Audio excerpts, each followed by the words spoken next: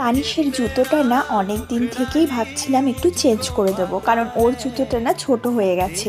তো আজকে সুপ্রিয়র অফিস থেকে আসতে দেরি হবে, তাই ভাবলাম আমরা তিনজন মিলেই চলে যাই ওর জুতোটা কিনতে। তাই বিকেলবেলা রান্নাবান্না কমপ্লিট করে চলে গেছিলাম তিনজন মিলে দোকানে।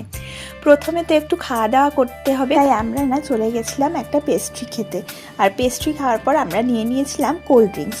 আর তারপরে জুতোর দোকানে গিয়ে জুতোগুলোকে পুড়িয়ে পুড়িয়ে দেখা হচ্ছিল যে কোন জুতোটা তানিশের জন্য ঠিকঠাক হবে। অবশেষে না এই জুতোটা আমি পছন্দ করলাম। আগে জুতোটা না বারবার খুলে যেত, ও না হাঁটতেই পারতো না। এটা বেশ কমফোর্টেবল হয়েছে, ও তো ভালোই দৌড়াতে পারছে এই জুতোটা পরে। আর আমাদেরও না তিনটা আউটিং হয়ে গেল আজকে, কারণ আমরা তো সেরকমভাবে বাইরে বেরোই না।